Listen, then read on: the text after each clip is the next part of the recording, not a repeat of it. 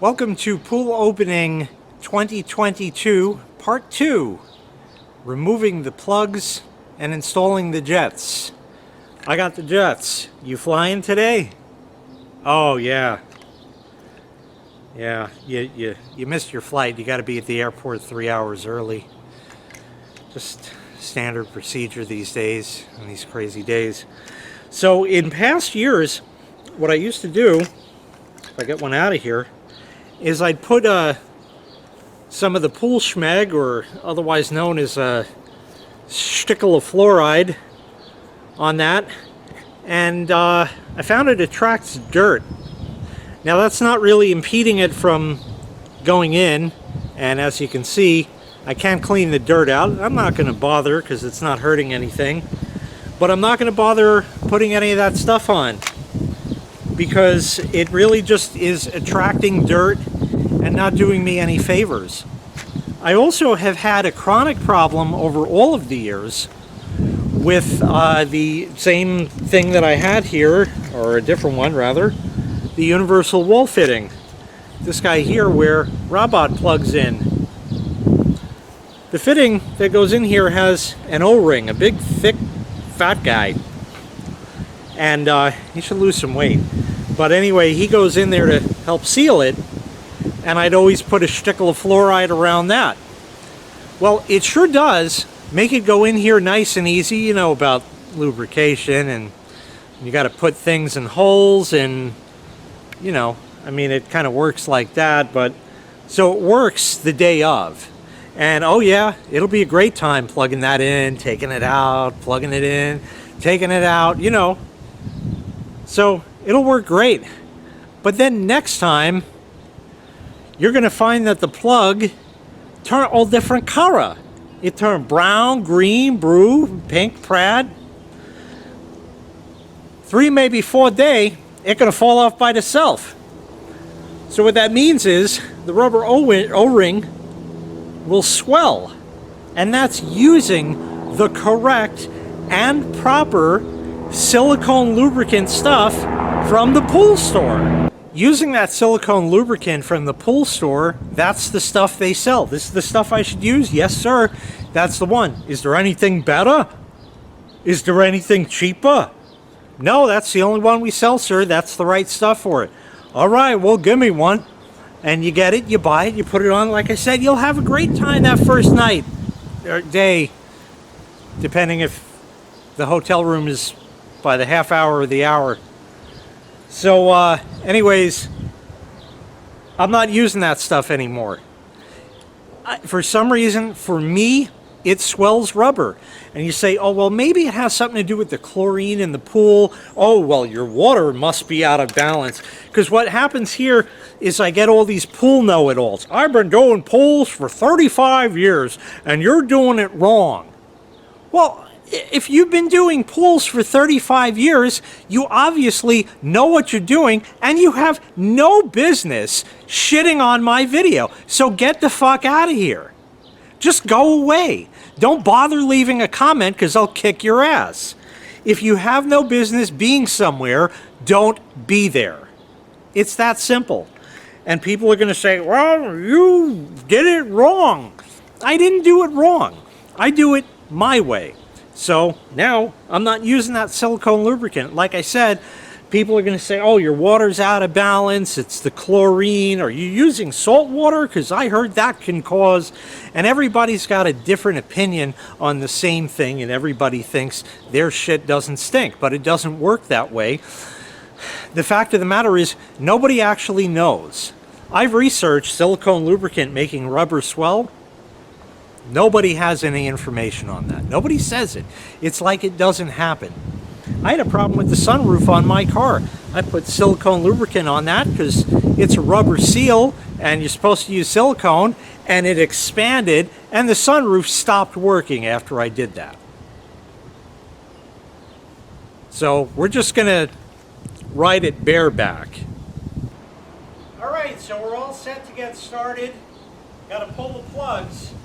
They have wing nuts on them, so you just unscrew and hope that the wing nuts, the plastic wing nuts, the plastic hasn't dried out where they break off. Now you just grab it, wiggle, plug, and there we are.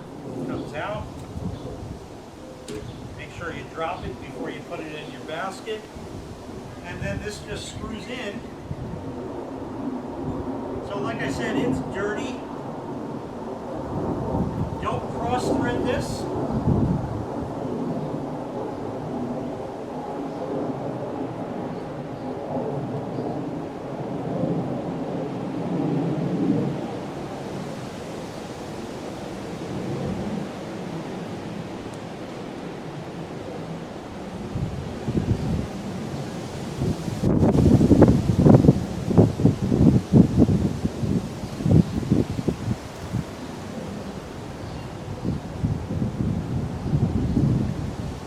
Okay, that's as tight as I can make it by hand.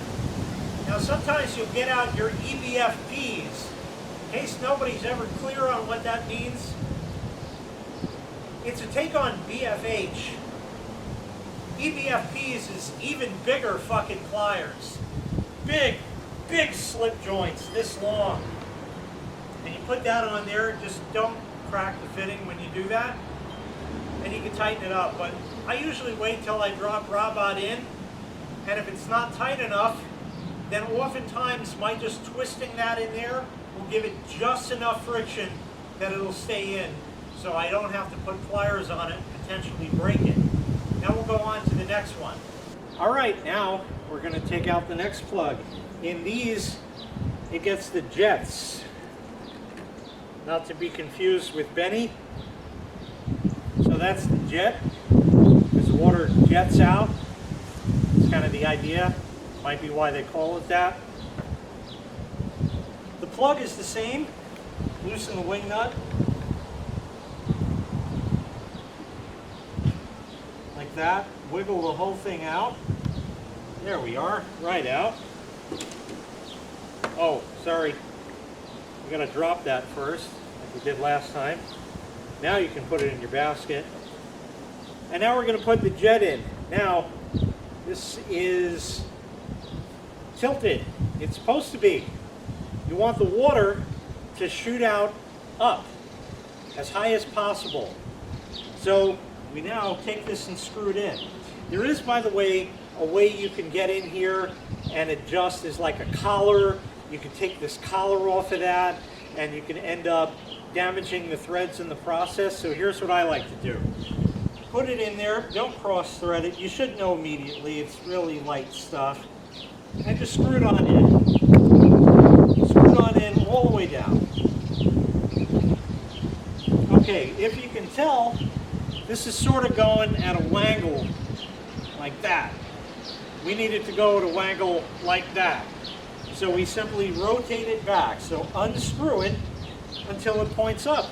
And now it's pointing up that way, so the water is going to shoot out in a nice arc and fall back into the pool.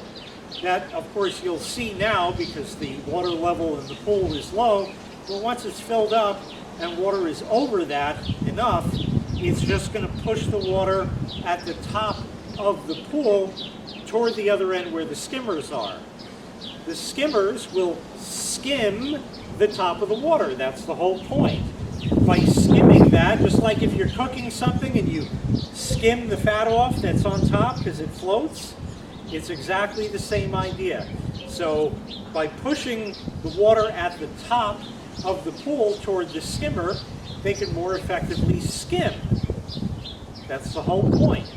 If they're pointing down or sideways, well, you're not doing much good with it, and that doesn't help you any. Now, along this wall, I have two more of exactly the same. I'm not going to show you that. You can just rewatch this part of the video 2 more times, and then you'll get the idea of what we're doing. Once we're done with that, we'll go on to the steps where I have other jets to put in there that are a bit different. Okay, so now we're ready to do the stair jets. Same kind of idea. We'll undo the wing nut. Undo this one quite a bit, it seems. Maybe it's not undoing. it's undoing. Great. But it comes out. I don't know why it wasn't undoing. It has frozen to the bolt. That I will fix separately. Oh, there we go. Fixed. Strange, I've never had that one before, but okay. So now the sticker heads. It's come in two pieces. There's this big piece, and then this little ring. It doesn't go like that. It doesn't go like that. It doesn't go like that. It goes like this. Strange.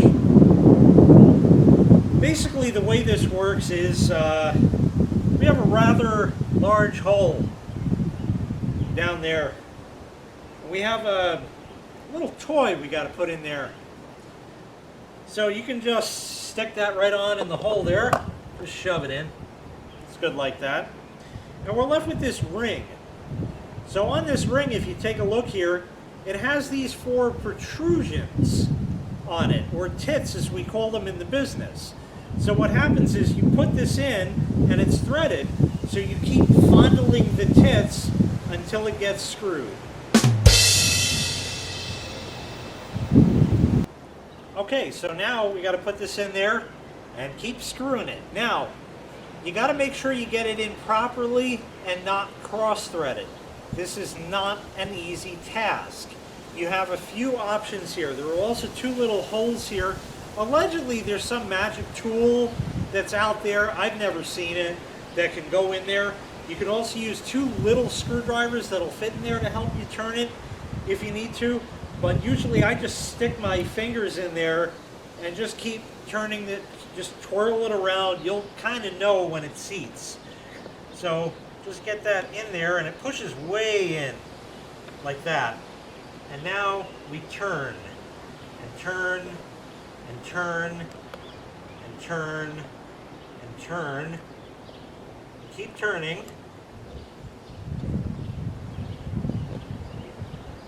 You can turn for every season. Turn, turn, turn. There we are. It has stopped turning.